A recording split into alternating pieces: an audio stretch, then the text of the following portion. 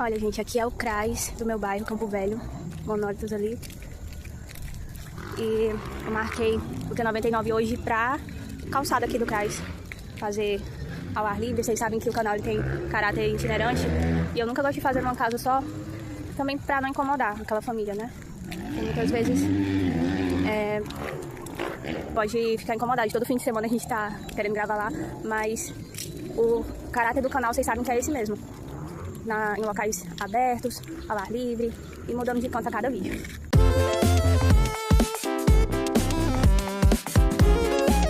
Eita, a senhora fica só segurando. Você passa aí mais de quem? Da gente mesmo? É. Eu tô aqui, eu vou ficar bem aqui, a senhora segura aqui, no instante. Segura onde? Eu fico aqui? Ou então se eu quiser sentar aqui, É, aí, tá certo. a gente segura aqui, tá me vendo? Se eu tô vendo? Sim. Tô não, ainda não. A gente vê aqui no local, né? Aqui eu. Tô aqui, Aí tá, né? tá me vendo? Tô, agora estou. Pronto, eu vou começar. Eu vou gravar aqui. Olá pessoal do T99, estamos aqui nesse sábado, na véspera do Dia das Mães. O pessoal não vai vir hoje, né? Porque choveu.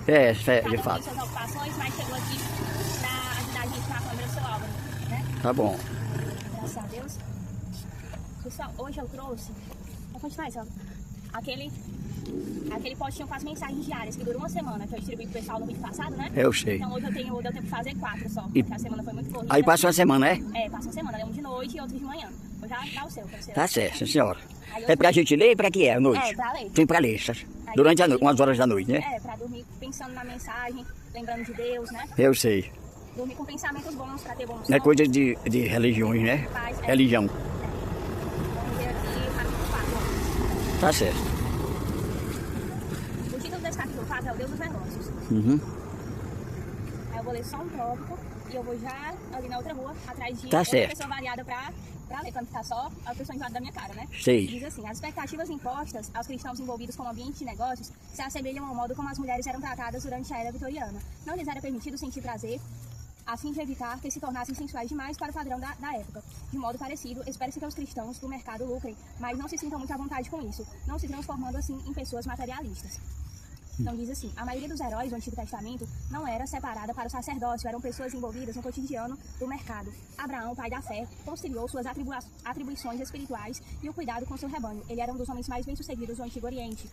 E Jó, o responsável pelos empreendimentos da família, era o mais rico da terra de Uz, onde ele era bastante ativo na área social e política. Então você vê que no Antigo Testamento, né, quando começa a falar dos homens de Deus, ele deu 2 exemplos, o Abraão e o Jó. E todos os dois eram ricos, tinham muitas posses, muito gado, muitos animais, muitas pessoas trabalhando para eles e eram conhecidos nos locais por onde eles passavam. Né? Na Jó, por exemplo, quando você vai ler o livro dele, diz que todo mundo na cidade conhecia ele, admirava, porque era um homem mais bem-sucedido daquele local. Pois né? é. Eles eram fiéis a Deus. Grande parte dos profetas do Antigo Testamento, com as notáveis exceções de Eli e Samuel, não era sustentada pelos recursos levíticos tradicionais, pois eles eram homens de negócios. Eles viam a mão de Deus tanto em seus ofícios como no altar.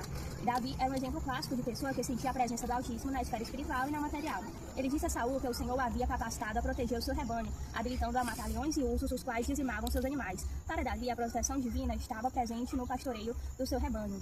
A fim de entendermos melhor essa dinâmica, examinaremos a história de Davi e Golias sob uma nova ótica, pretendendo analisar a perspectiva mercadológica desse embate ético, o qual nós, tradicionalmente, espiritualizamos a ponto de obscurecermos sua relevância com relação aos negócios. Então você vê que o rei Davi, um grande homem de Deus, Era, pois é. das histórias dele, canta músicas sobre ele, né? Se o que a senhora vai fazer pra me levar é um latinha dessa, não? É, pega ali a pretinha.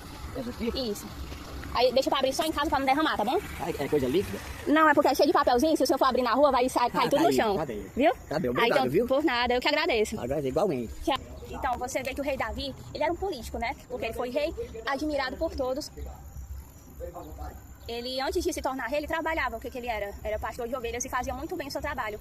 Não era reconhecido, era tratado como o menor, menos importante da família, como vocês sabem. Mas ele não trabalhava assim, porque eu vou ganhar um salário muito bom. Não, ele fazia o trabalho dele com excelência, como se ele estivesse fazendo isso para Deus. Um serviço não só para o pai dele, mas para o próprio Deus. Que ele sabia que Deus estava vendo todas as coisas e queria fazer o seu trabalho da maneira mais honesta e dedicada possível. Se importando com as ovelhas a ponto de arriscar a própria vida para matar um leão e um urso que queriam devorar elas.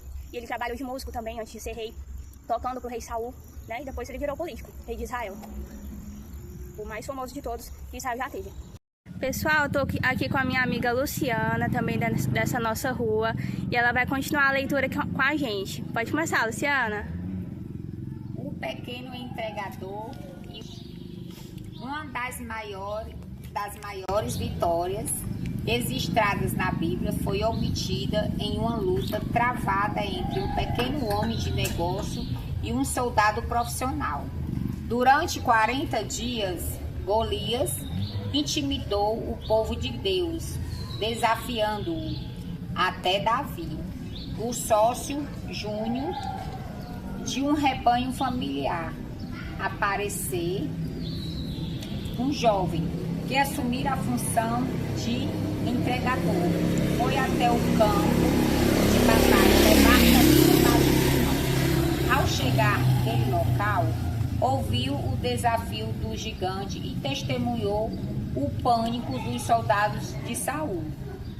Davi, um jovem piedoso, enfureceu-se com a afronta de Golias em insultar os exércitos do Deus vivo. Além disso, como ele era uma pessoa atentada ao ambiente dos negócios, a oferta de uma recompensa também despertou o seu interesse. Ele perguntou: que farão aquele homem que ferir a este filisteu? Davi parecia estar pensando: esse gigante é um filisteu incircunciso, e nós, os exércitos do Deus vivo. Não existe a menor possibilidade de Golias ganhar, pois o Senhor está do nosso lado. A vitória é certa, porque então desperdiçar uma boa recompensa? Deus no mercado. Próximo tópico.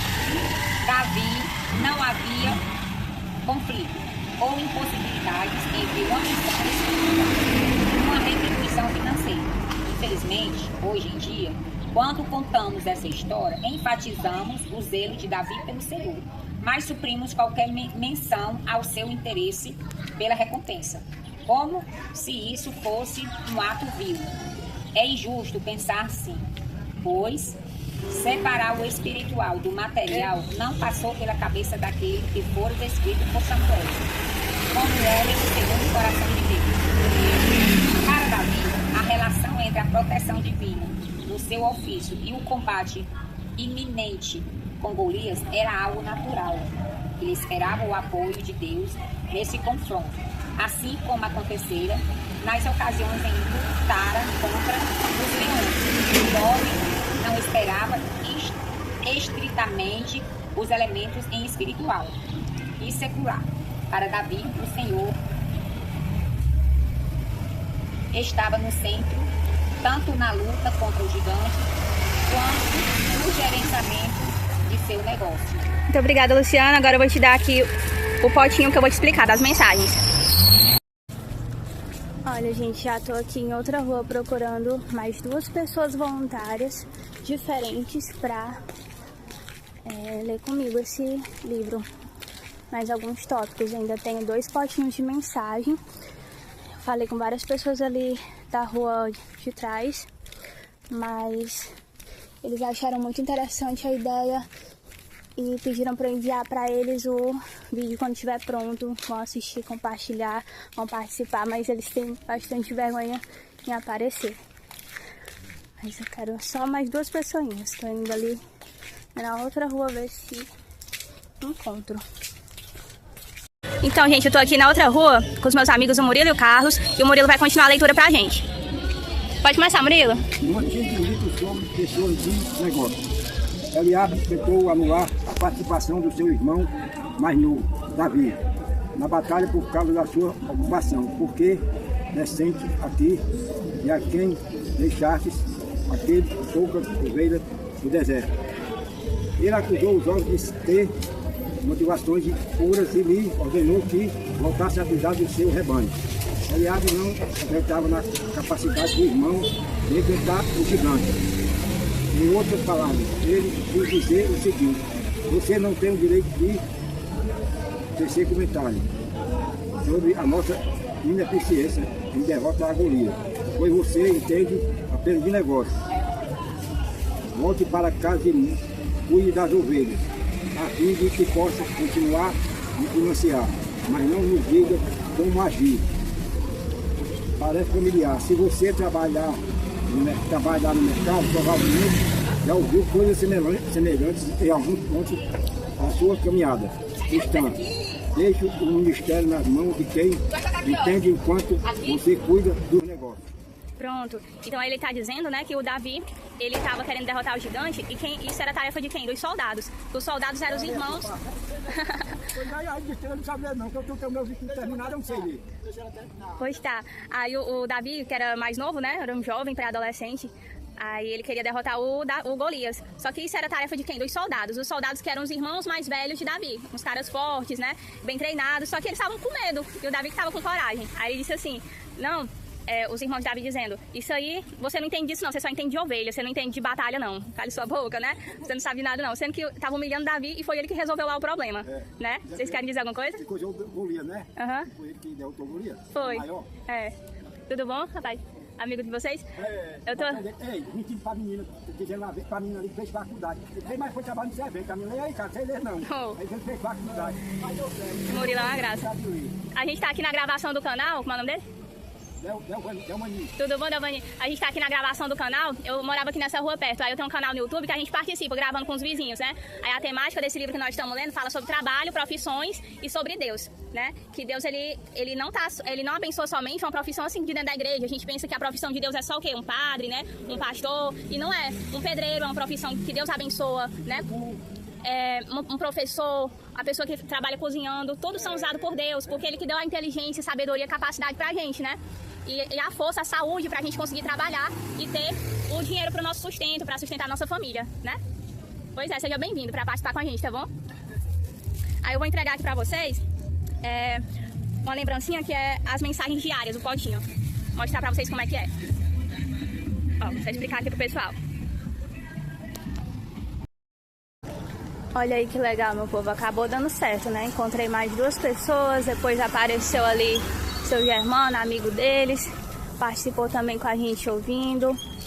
E a gente ficou combinado deles ler junto, o Murilo e o Carlos, porque o Murilo vai na casa dele todo dia, são os melhores amigos. E eu só tinha 2 potinhos, só deu tempo de fazer 4 essa semana, né? E o outro eu dei pro seu Germano, ficar lendo em casa. A gente fez um comentário também sobre a importância dessas mensaginhas, né? Porque eles perguntaram pra que serve isso, essa brincadeira. Aí eu fui explicar que é pra gente ter ânimo todo dia. Porque a gente fica no automático, né? Todo dia só vivendo pra cumprir as obrigações. E se esquece que você tem valor, você é importante pra Deus, né? E muitas vezes as pessoas esquecem de tirar esse momento no dia pra refletir. Que por mais que muitas coisas na vida sejam difíceis, a palavra de Deus renova o nosso ânimo. A gente, quando medita nela, nem que seja um pouquinho, relembra que Deus nos ama, Ele nos ajuda, Ele está conosco, ainda que nenhuma outra pessoa mais esteja, a presença dele não vai faltar. É isso, tô voltando pra casa. E próximo sábado deve ter de novo. Então, gente, vocês viram o que aconteceu hoje. Eu inicialmente combinei com algumas pessoas pra 4h30 a gente se reunir ali na calçada do CRAS, só que muitos deles estavam ocupados com suas obrigações pessoais e não deram pra ir hoje. E também porque choveu naquele período ali um pouco antes. E eu tive a ideia, pra não deixar de acontecer o vídeo, opa, Lucinha, dá licença. Pra não deixar de acontecer o vídeo, eu fui onde eu poderia encontrar alguém, ainda que seja um por um, né?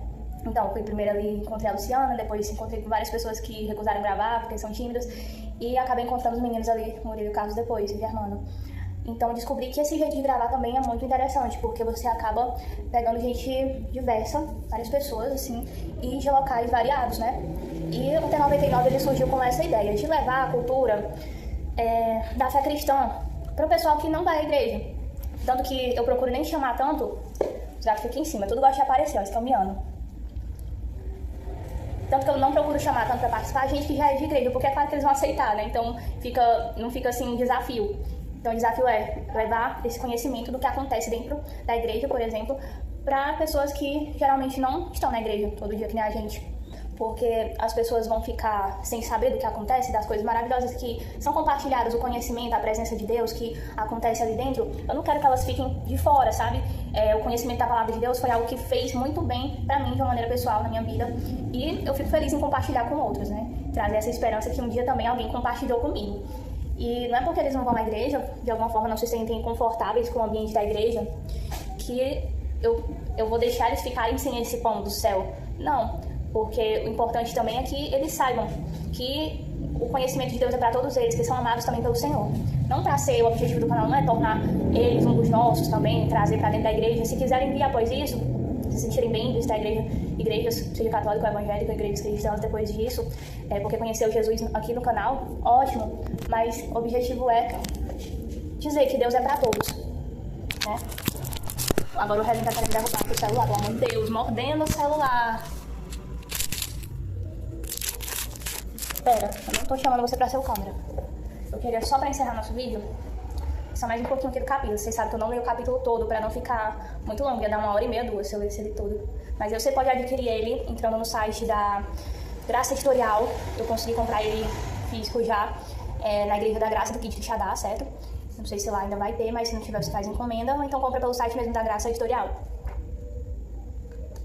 Cadê? Era na página 75. O próximo tópico diz: um tom familiar. Davi virou as costas para Eliabe e fez a mesma pergunta a outros. De certo, a sua indignação tinha a ver com a recompensa, pois o povo lhe tornou a responder conforme as primeiras palavras. O jovem sabia que o desafio nada tinha de imoral, era um tiro certo e lucrativo. Por isso ele ficou convencido de que deveria aceitá-lo. Então você vê, né, que Davi queria derrotar Golias não porque ele quisesse se mostrar ali pro povo, que ele quisesse ser o herói, o objetivo dele não era esse. Não é porque ele fosse também, eu quero fazer uma boa ação aqui pra salvar o povo dessa humilhação. Ele tinha, né, um sentimento assim, patriota, mas ele estava de olho na recompensa. E a pessoa que conseguisse matar Golias, o rei tinha prometido umas coisas, né? Casar com a filha dele, a família ia ficar isenta de impostos. Acho que tinha outra premiação também, não tô lembrada. Aí era um prêmio muito bom. Era uma coisa assim que valia a pena, materialmente falando, se lucrar.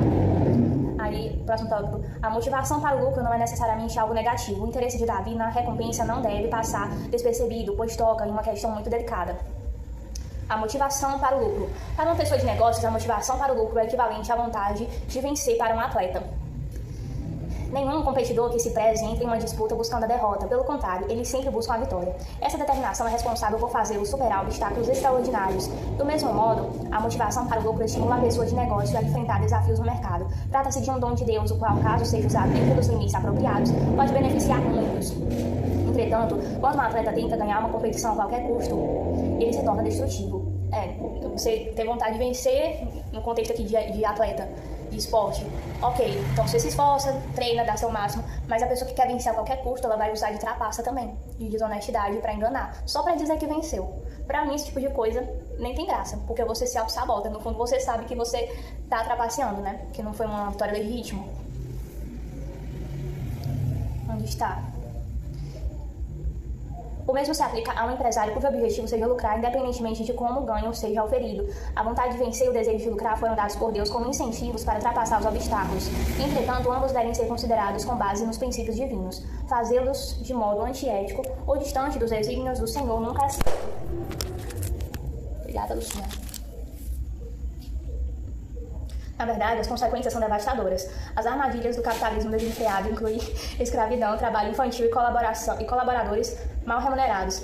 Não importa apenas a maneira como o lucro é obtido, mas sim o propósito de obtê-lo. Tratarei desse assunto mais adiante. Tô rindo aqui porque vocês estão vendo como é mais tranquilo gravar na rua do que dentro de casa, né? Porque os gatos ficam aparecendo, passando por cima de mim e até derrubando aqui a câmera. Cadê?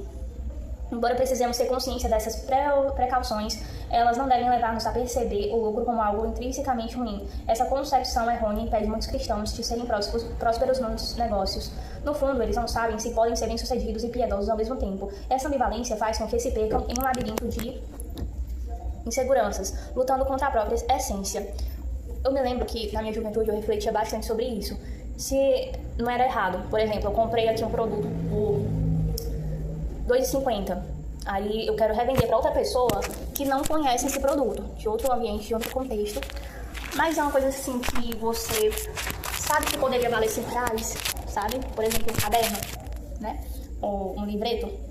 Aí eu ficava pensando, meu Deus, será que eu tô sendo desonesta? Porque eu comprei esse aqui de R$2,50, tô querendo repassar pra pessoa de outro preço maior. E eu fui ver e Deus me fez entender que não era desonesto, porque tinha o meu esforço, esse R$2,50 a mais, no exemplo de R$2,50 para 5, ele ia ser o pagamento pelo meu esforço que foi intermediário, a pessoa não conhecia o produto. Aí eu levei aquele produto pra ela. Quem conhecia esse produto era eu também preciso existir, para mim tenho despesas, eu tenho gastos, né? Eu também tenho que ganhar dinheiro para eu continuar vivendo, me manter. Então, o meu trabalho teve esse valor de R$2,50. Eu conheço esse produto, a pessoa não conhecia, então eu tô ajudando ela.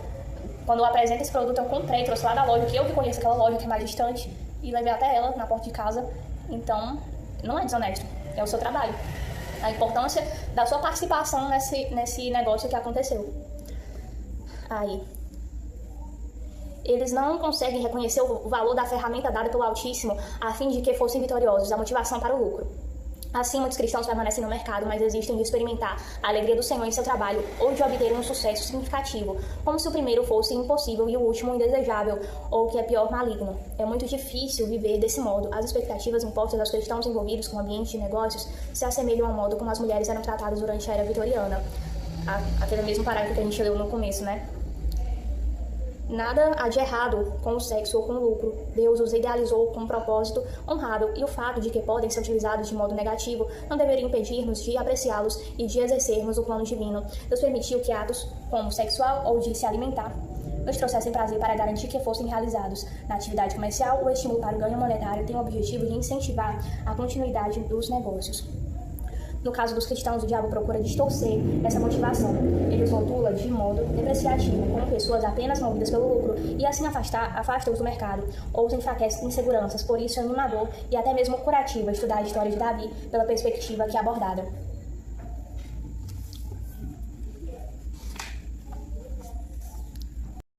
Aí você vem e diz assim, Samanta, que livro chato, tô entendendo é nada. Justamente, esse livro tem umas partes fáceis e bem legais de se ler, bem curiosas, e tem outras que você fica entediado mesmo, e eu também acho isso. E é por isso mesmo que eu não quero ler ele sozinha, tô procurando outras pessoas para ler comigo, para ver se eu tenho aquela disciplina de continuar lendo, porque eu não tô lendo só por mim, tô lendo com outras pessoas sabendo que eu tô tentando fazer isso. E você sabe, para que eu vou ler se é tão chato, né? O que isso vai acrescentar na minha vida? Você sabe que não é somente as coisas confortáveis que nos fazem bem, as que fazem a gente crescer de fato e amadurecer, são justamente as que a gente não gosta, as que dão trabalho, as coisas chatas e desconfortáveis mesmo, mas que vão servir para nosso desenvolvimento, né? Na academia, para o músculo crescer, precisa esforçar ele, quebrar as fibras, para que elas possam se reconstruir agora de uma maneira mais forte. Então há muito desconforto envolvido, mas o resultado costuma ser satisfatório.